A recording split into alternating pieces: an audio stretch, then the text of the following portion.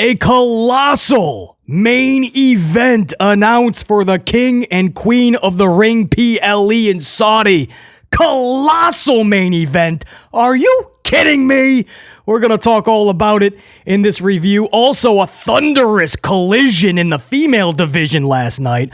Roman Reigns makes a big decision within the Bloodline. A huge wardrobe malfunction. And Baron Corbin picking up right where he left off on the main roster. We're going to talk about it all. It's coming up in this 5-10-24 Amplified SmackDown review. Right about now, I'm going to have you go ahead and smash that like button. It lets BC know you're fully amplified while helping out that algorithm. So make sure you got that like button looking up at the lights down for the 3 count. Appreciate it. Huge swig of coffee and let's do this.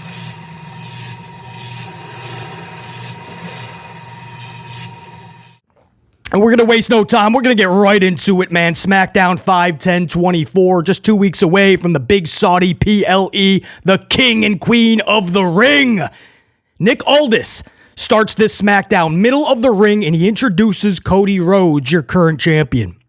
Aldis informs Cody that his next challenger for that title will, in fact, be at the King and Queen of the Ring in Saudi in 2 weeks. And it's going to be, we don't need a drum roll, we just going to spill it. It will be Logan Paul. Are you kidding me? The current U.S. title holder. Sure enough, Logan Paul hits the ring, and both champions are middle of the ring, facing one another, their championships draped around their shoulders. And Logan Paul lays down a solid promo to Rhodes, even fact-checking the crowd who was chanting "Prime sucks" during his promo. And Logan Paul stops mid-promo to Rhodes because he hears "Prime sucks" chants, and he actually addresses the crowd mid-promo. And he starts dropping fact checks in regards of nutritional benefits of Prime. So he's cutting this solid promo with Rhodes, hears the Prime sucks chant, stops, and starts talking about how Prime has lower sugar and less calories and whatever else. That was brilliant, bro. That was so good. This dude is cutting 2 promos at the same time. One with Codathan and the other with the crowd. And he seamlessly went right back to Cody, by the way. Right? Anybody who's been in this game for as little amount of time as Logan has probably would have fumbled afterwards. But he seamlessly went right back to Rhodes and started dropping hammers. Logan Paul, man. Cody would hit back, right? And I quote, Cody says, "If I win that U.S. title from you, that'll make me a Grand Slam champion." So right there, BC's like, whoa, now Cody has something too to gain. Because clearly Logan wants the main title, right? He's got that nice, cozy mid-card title. He's got that on lockdown, but he wants the one even bigger than that. Cody, what's really in it for him? He gets more gold, okay, but he's already at the top of the mountain. So now we know, right? Cody, if he gets that title, he is an elite company. Not talking about the Young Bucks, but he is an elite company. He's got that Grand Slam title. And BC didn't even think about that, actually. I would have to go back but I guess he would know. So that's the one title that has eluded him. If he gets that, he's Grand Slam. So both have something monstrous that they want to claim at this PLE. Man, this is huge, man. Logan comes out and I'm like, that's just fresh. That just feels right. That's fun. And I remember back when Logan was announced that he was going to take on Roman Reigns, and a lot of the community flipped out, right? Oh no, why? This is stupid. It doesn't make sense. It's a waste of a spot. And BC was like, everybody calm down, man. This is just an exhibition PLE, right?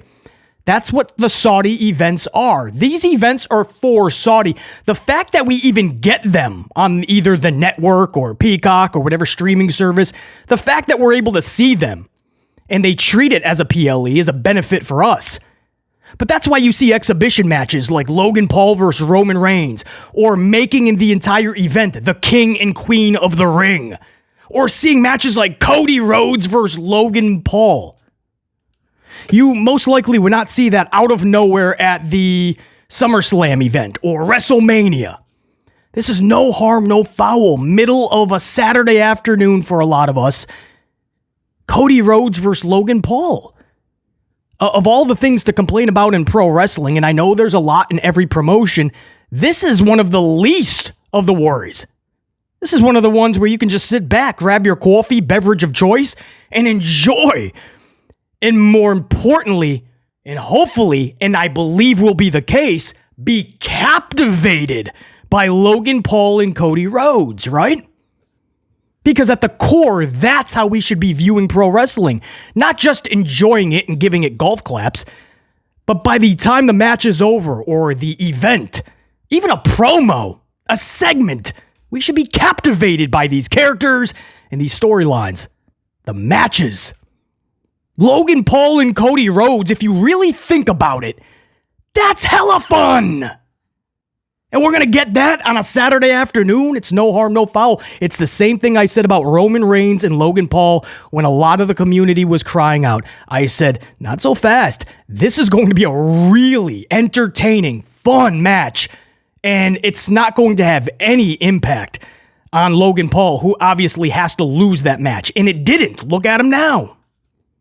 This is no harm, no foul, man. Just sit back and have a lot of fun with this match. It's an exhibition. It's a huge match. It's Mike Tyson versus Jake Paul, right? On the surface, of course it's silly and stupid. But on the flip side, you're probably going to watch it. It's fun. That's an intriguing exhibition. Cody Rhodes and Logan Paul, you may say it makes no sense. Paul shouldn't be in this match. There's other people that could use that spot against Cody. You could say all of that. This is a Saturday afternoon, an event that is put on because WWE is getting nearly $50 million just to run this show in Saudi. And we get to see it. Logan Paul, Cody Rhodes. I'm not trying to sell you on it. I'm already sold on it. I can't wait for this match. It's a match I couldn't wait for. I thought we were going to have to wait a long time for it. And I understand too, BC, if they put a proper story to it, 2-3 month build, you say it all the time, it'd be much more significant. Absolutely. But you could always revisit this. Just like Roman and Logan, you can always go back to a Roman Logan part 2. That first match was so damn good, and it leaves the door open for a match 2 and possibly even a match 3 if the circumstances are in line. The ducks are in a row. You could see Logan and Roman in the future. I see the same thing for Cody and Logan. Just because they're facing each other in 2 weeks doesn't mean that in the future they can't have a part 2 or a part 3. That match between Logan and Roman, so good, and I knew it was going to be. Cody Rhodes versus Logan Paul, that could be, I'm saying it right now, hot take, that's cool. That could be match of the year. That's right, Mari. I'm calling it now. It has the potential to be the Mahdi. I would not be shocked. I would love to be live for that event with my amplified unit. Especially my channel members, man. I will see what we can do. I wasn't able to be live for the last one, but that would be incredible if we could witness that match live, man. Cody Rhodes, Logan Paul. All right. There was more to the show. That was just the start. I know I'm spending a lot of time on it, but I'm still trying to comprehend what I witnessed last night with Cody Rhodes face-to-face with Logan Paul, champion versus champion. I thought it was only going to be for like Cody's title. Then they made it clear from the jump that both titles were on the line. You know, you get that Ultimate Warrior Hulk Hogan champion versus champion. I'm not putting Logan Paul in Warrior Hogan status, by the way. I'm just saying you remember those type of matches where both titles are on the line, and it brings that extra substance to it, right? There's a bigger fight feel when Samantha or Alicia Taylor, whoever's going to be screaming out those introductions, and they're face-to-face. Man, that big fight feel. Well, I hope Saudi brings it. I know it ain't going to be like France, but it's still massive. Wow. I was totally like rocking out with that decision, man. I loved it. Cody Rhodes, Logan Paul. And again, like we just touched on, I wish we had months to build this because it could be so much more fun. But I think they'll run it back. It's Cody and Logan. They'll run it back. But this is so much fun coming off of WrestleMania and the crowd in the event that they held in France. They didn't want to have like a lull period. I love that. You know, let's come out swinging with Cody Rhodes and Logan, champ versus champ, on an event that's an exhibition event anyway. Literally, if people have an issue with this, eye of the beholder, that's cool.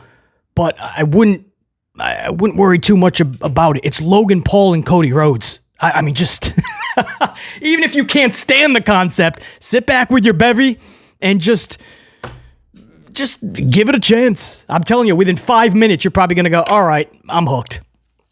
Logan Paul, if you didn't see SmackDown, that's the biggest story coming out, man. Cody Rhodes, Logan Paul. Can you tell BC is hyped for it? All right, let's move on because there was other things on this show, and you got to feel for my girl, Naomi. Oh, no. Naomi.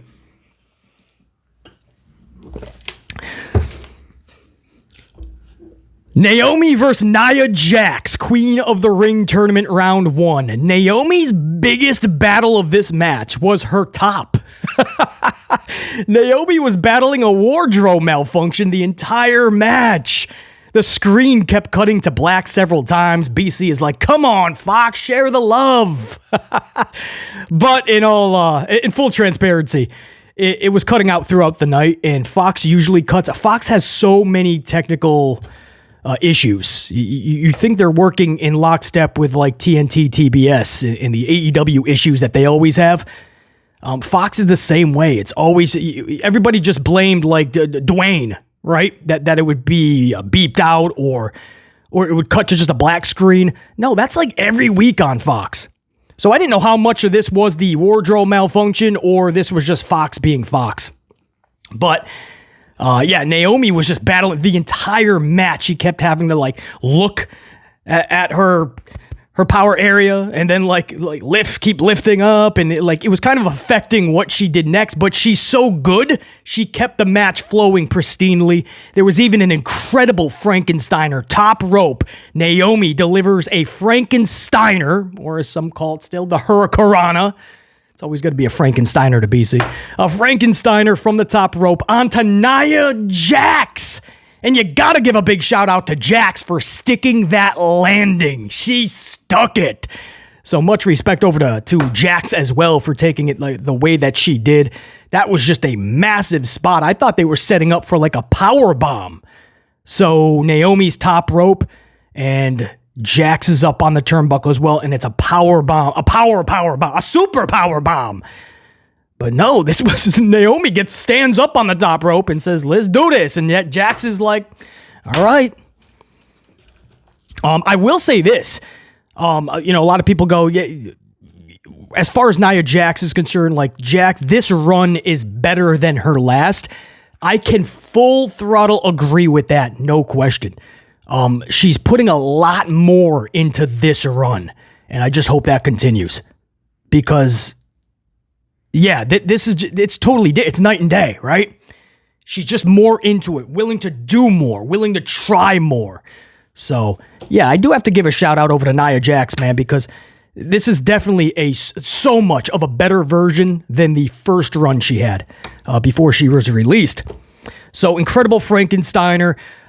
Jax would end up flattening Naomi and collecting the huge pinfall victory, advancing her in the tourney. So good for Nia Jax. Again, that type of, those type of performances and getting better, bettering yourself, bettering those performances, those get rewarded. So I have no problem with the W actually in this aspect.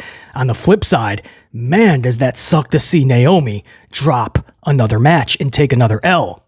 That's the downside. You don't want to take the W away from Nia, but you sure as heck want to take that L away from Naomi.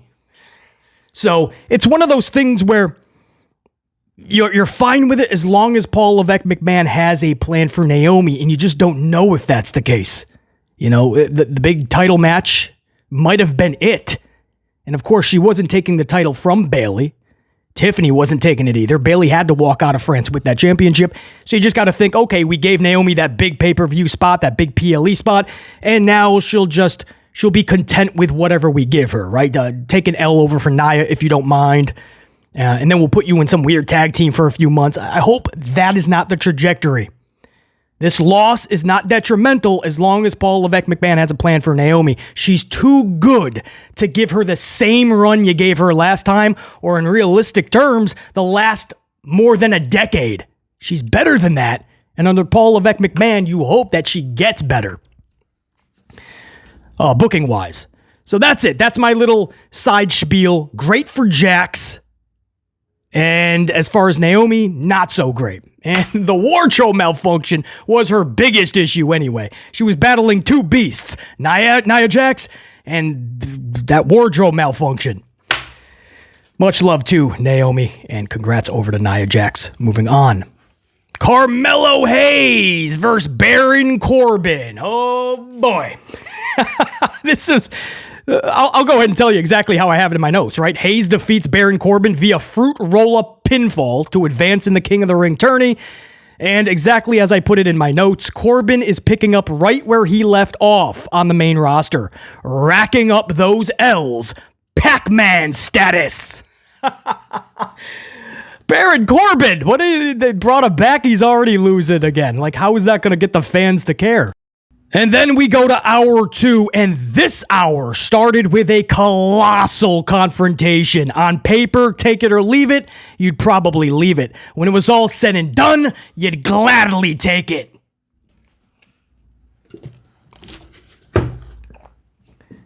Queen of the Ring first round tourney match, Jade Cargill versus Piper Niven. I know, on paper, Start of the match, By the end of the match, crowd was into it. BC was into it. This was actually a fun match for the most part, with a power finish as Cargill hits the bicycle kick spot on and subsequently flatlines Niven with a Jaden Glam Slam for the ages. Cargill moves on in the tourney. That's right, picture that.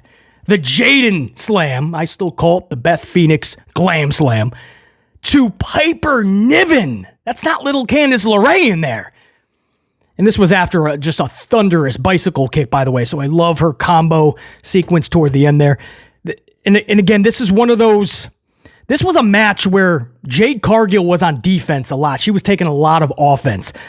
That's much more realistic, and that would be great if Piper Niven was booked to be a beast in the lead up to this match. Right? This is one of those situations where you really think, damn, I wish Piper Niven was booked to be more of a beast. The beast that we know she should be booked as. Because unfortunately, Piper Niven is a stone's throw away from being a jobber.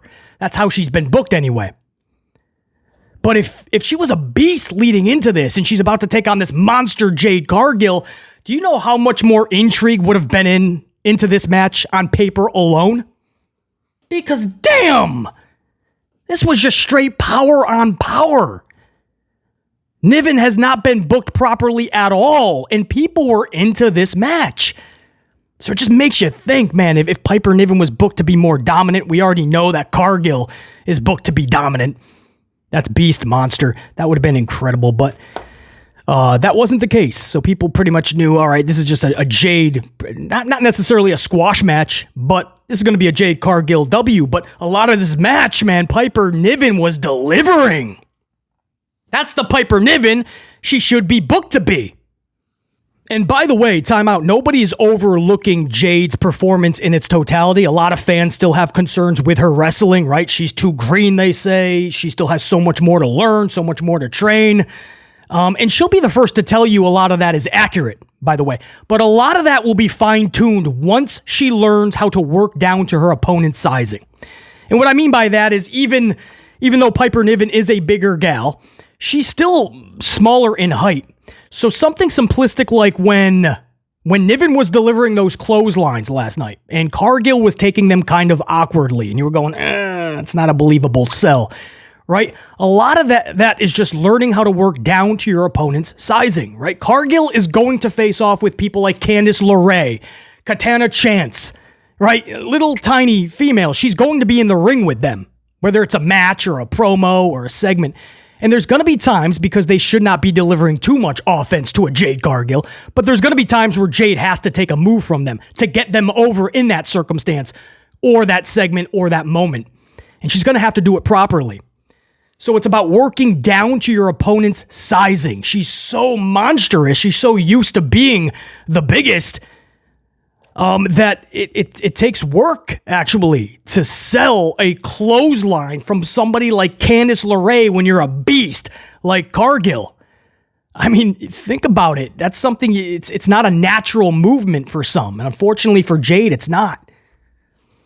You know, some bigger dudes probably, maybe a Bam Bam Bigelow or a Van Vader, they could take that simplistically on day one. Other people, it's not a natural movement to get taken down by a single clothesline from a Chance or a LaRae. And so when Piper Niven is delivering those clotheslines and Jade kind of has to duck down a little bit and then she has to fall from it, yeah, those were the moments where you kind of cringe a little and you go, ugh, hopefully that gets better. All right, so that's that. Just wanted to touch base on that as well. A lot of fans still have a heavy critique on Jade Cargill and her performance in its totality. And again, a lot of that is justified. But for Jade Cargill, the best course of action is just to simplify everything. Relax, actually. Like, take a breather and think, all right, this is not something that needs to be over complicated or over thought out. Just relax. This is my opponent. She's 4 feet smaller than me. Let's make this work. How would this be believable, first of all, right? And then you just work with your match agent and whoever is doing the creative for that match or segment, right? If they want you dropping from one clothesline, be like, no, that's just not realistic. We got to do it this way. And then you guys collab on it.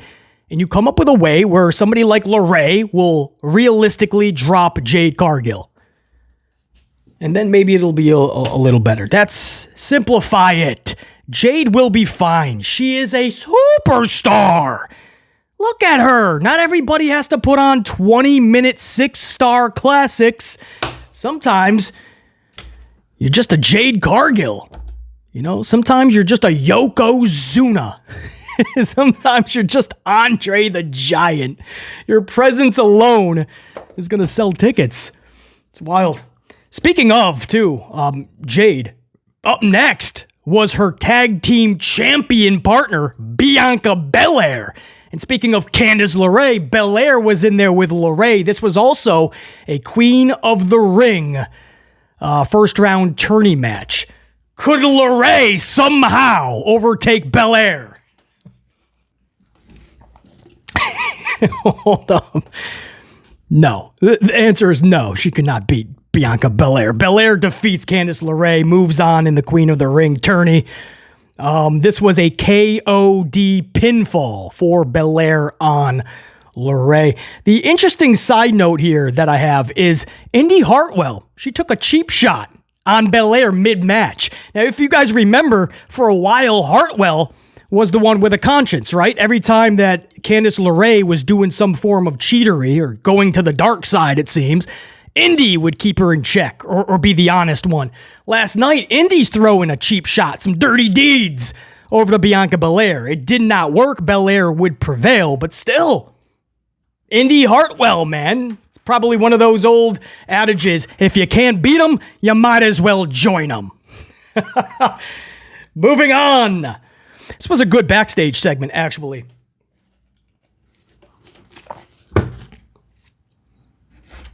Solo Sikoa was backstage with Paul Heyman. Now, backstage, mind you, in the crowd, you could audibly hear them chanting, "We want Roman." Loud. "We want Roman." And you heard it overtaking what Solo was trying to tell Paul, because they actually gave Solo some of his longest monologue that we've ever heard Solo spit out. But the crowd was so loud with the "We want Roman."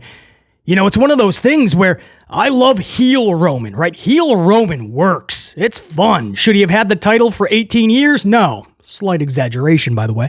But you get the point. No, he should not have. But heel Roman was way better than forced-faced Roman.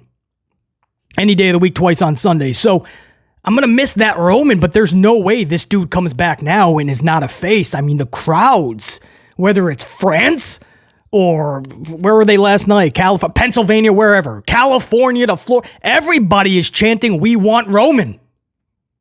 So this dude's obviously coming back as a face.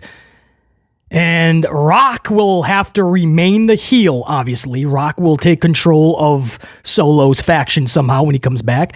Roman will be with the good guys. Maybe Jimmy will rejoin Jay at some point. Maybe Jacob Fatu joins them. Who knows?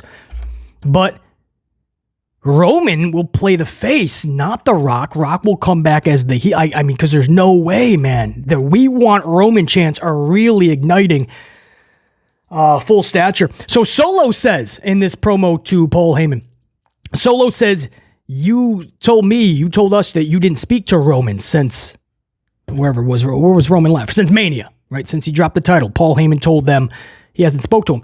So Solo says, but I have. He has spoken to Roman Reigns, and Solo tells Heyman that Roman Reigns has made the decision that he, Solo Sikoa, will now be the chief of the bloodline from here on out. And he informs Heyman that he will be his wise man. Give me a hug, wise man. So Paul Heyman reluctantly, right? Because he's like, wait, Roman didn't tell me this. And Solo brings him in, and you have the rest of the bloodline just like looking on like, yes, Paul Heyman will listen to us now. We'll abide by our orders, and Paul Heyman's the last one in the room to know about it. So it was very well done. This is setting up Solo to be exactly in the spot that we thought he would be in, leading this faction until Roman says otherwise or Rock says otherwise. And that brings us to the big question. The big question is, did Roman actually appoint Solo to the lead, right? Because Paul Heyman has reservations on that statement. And that's the big question mark. Did Roman actually speak to Solo and tell him he's the guy now? Because if not, that's where the storyline really ignites. So well done in adding in Roman Reigns to the story even while he is out. That is much needed. Speaking of the bloodline, Tonga is up next against Angelo Dawkins. This was a King of the Ring first round tourney match. Angelo Dawkins was substituting for an injured Bobby Lashley, by the way. This tournament has been riddled. It's only the second night of action. Still the first round, and it's been riddled with injuries and replacements. Drew McIntyre injured, replaced by Jey Uso. Asuka was injured, replaced by Dakota Kai. Bobby Lashley injured, replaced by Angelo Dawkins. So, in this matchup, Dawkins was distracted, rightfully so, as on the outside, Montez was receiving a Solo spike, literally being held, and Solo just had an easy route to the Samoan spike, the Solo spike. And with that, Dawkins is defeated by Tama Tonga. It's going to be interesting to see if they choose to turn this into a Bloodline, Street Profits, Bobby Lashley feud. You know, they're going to see, there's three of them, and this is easy booking for WWE usually, but it would give the Bloodline something to do for a month or two as we await Roman's arrival. So no harm, no foul. It would also give, hopefully, the Profits and Bobby Lashley the boost that they desperately need. It was main event time next. Randy Orton defeating AJ Styles to advance in the King of the Ring tournament. Orton defeats Styles with an RKO pinfall. This was a solid main event. Obviously, it's AJ Styles and Randy Orton. I mean, if both were rocking out at 50% apiece, it would still be a good match. The crowd was fully jacked up basically throughout. Orton had them on their feet to end the show. Although he wasn't posing or anything like that, he was selling a bit of an ass whooping from Styles. So he was, he was showing that he was a little banged up, but he had everybody on their feet as we faded to black and SmackDown 5/10/24 went off the air. So I'll end this review like this because it's a really good thing actually for BC anyway. I don't like tournaments usually. If you've been subscribed to this channel for a while, you know why I don't like tournaments. They're overdone. Once in a while, I would love them. King of the Ring, or if we have to claim a new champion through a vacancy, but we see them all the time now. No, it's not just King of the Ring or Queen of the Ring. It's just to decide who the best in the world is or some funny moniker. That's what everybody is having a tournament for. It's not even just for a vacancy in an actual title. It's to decide a number 1 contender these days.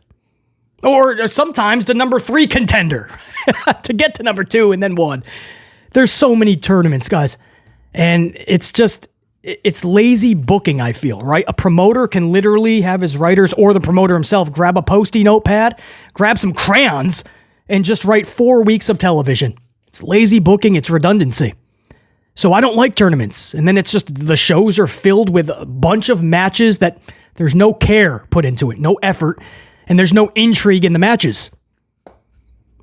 So I don't like tournaments, but man, this one just feels like it's more special, right? I mean, they literally are revolving so much around it. Live events are going to have a couple of matches. So hopefully they do these correct, like Rey Mysterio versus Kofi Kingston, Zelina Vega versus Shayna Baszler. Those are going to be at live events. So I hope by Raw and SmackDown next week, they put a lot of focus on what happened at the live events. I mean, it kind of gets the whole community into this thing. You know, that's what happens when care and effort gets put into it. So to Paul Levesque McMahon, you got to give props because he's got to be the catalyst to put so much into this. So that's what I mean, man. I'll absolutely give the respect where it's due. And it just feels like this tournament isn't a drag, that I'm actually into it more. And a lot has to do with the matches being fresh, or at least seeming fresh. I don't care if it's Piper Niven versus Jade Cargill. You know what I mean? Or what was the match that Ricochet had? Who was that? With Dragunov. You know what I mean? Like, some of these matches are just for the ladies and the dudes. It's like, all right, these are matches that I'll absolutely take my coffee, sit back, and let them rock out. So there's just so much more positive in this tournament than negative, and that not is always the case, at least the last 10 years, the last decade. So that is my final spiel in this review. I'm into this tournament, man, a lot more than I've been, and that says a lot and that's a good thing, because the next PLE in 2 weeks is literally called the King and the Queen of the Ring. So I better be into it. Thankfully, I am. So they're doing these shows pretty good, man. These past 2 shows could have easily went off the rails.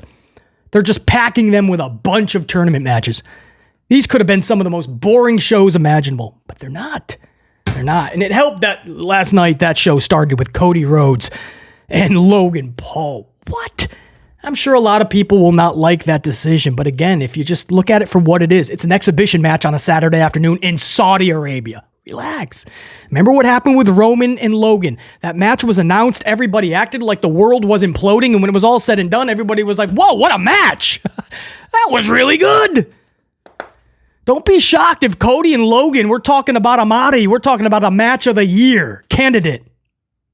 Catapulted to the front of the line for match of the year. I'm calling it right now. If that's a hot take, then it's a hot take. Cody Rhodes and Logan Paul is going to be masterful. It's going to be a masterclass. Can't wait to see it. And then you don't even think like somebody's walking away with 2 titles. That can't be the case, right? There's got to be an ending where each individual walks away with their title. Cody's not walking away with 2 titles, is he? We gotta see. Until next time, and there will be that next time. Top guys, we are out. BC and his amplified unit saying check you. Peace.